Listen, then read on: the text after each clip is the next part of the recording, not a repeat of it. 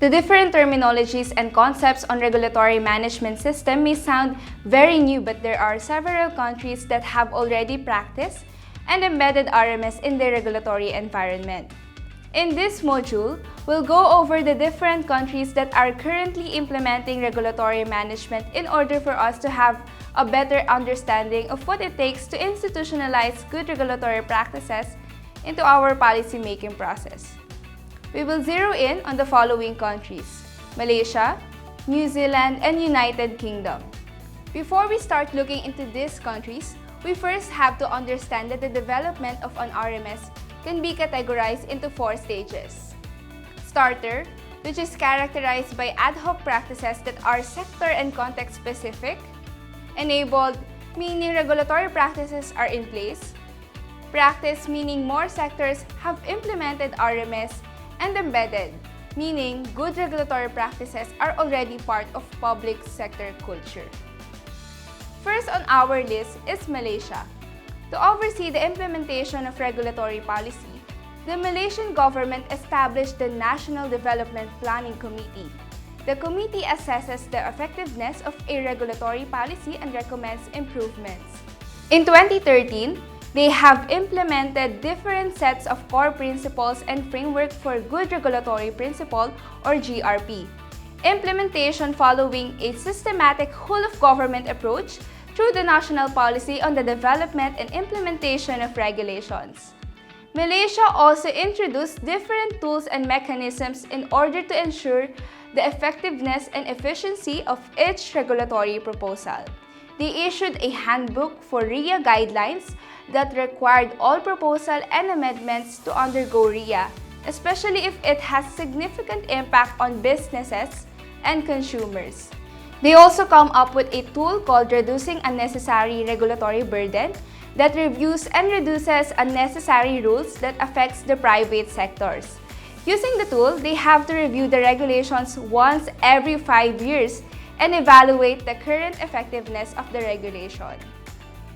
To ensure the transparency and inclusivity, it has been a practice for the regulators to announce the regulatory proposals at the beginning of each year. The Malaysian government released as well a guideline for public consultation procedures that provides an overview, principles, and examples of public consultation. They adopted online public consultation and even generated a unified public consultation portal for all consultations at the federal level. Now let's go over to New Zealand. The regulatory policy in New Zealand has 4 overlapping phases, which started way back in the 1980s. First, the sector-based reform, wherein extensive regulatory reform is being performed. The sector-specific regulations were consolidated, refined, and amended to adopt more market-based approaches rather than strict regulations. The second phase was the compliance cost reduction that served as a series of initiatives and activities to eliminate red tape, followed by the regulatory flow management, where the RIA and Code of Good Regulatory Practice has been introduced to manage the flow of the new regulations. And last phase was the regulatory stock management, where departmental chief executives manage the stocks of existing regulations. New Zealand instituted a regular scanning of their existing regulations and implemented a systematic annual regulatory plans for expected new regulations or review of regulations. Last on our list, we have the United Kingdom. In the early years of 1990s, UK government has been actively establishing task forces and offices to ensure the implementation of Regulatory Impact Assessment or RIA, one of which is the Better Regulation Task Force, or later on renamed as the Better Regulation Commission. The Better Regulation Commission advises the government on the action to reduce unnecessary regulations and administrative burdens. They also created offices with distinct regulatory functions such as the Better Regulation Executive, which leads the regulatory reform agenda across government. Local Better Regulations Office that focuses on the interaction between business and regulators, ensuring that it delivered prosperity and protection for all.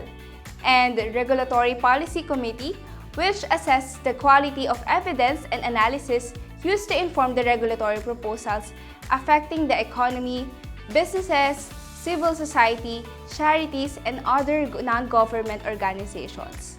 UK government made sure that businesses are well represented on the Regulatory Policy Committee, which equates to formal consultation processes for legislation.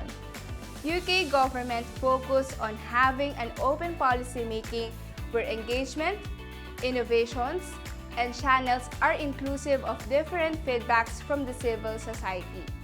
They changed their policy-making culture by regulating only when necessary and advocated to use alternative policy options. As a review, we can see that New Zealand and United Kingdom began their journey way back 1980s to 1990s. Throughout the years, they started initiatives to enable their RMS and succeedingly practiced and embedded it in the regulatory environment. Malaysia is in the process of transitioning from a practice stage to embedded stage as it started to encompass broader regulations rather than business-specific. In the case of Philippines, we started to shift from starter to enabled stage as RMS processes have been put in place through several initiatives of the government. While the RMS journey of each jurisdiction is definitely unique due to their current regulatory environment and different contexts. However, each initiative shared a joint effort and a whole-of-government approach to streamline processes and ensure effective and efficient regulation for all. On the next video, we'll look at the Philippine Good Regulatory Principles.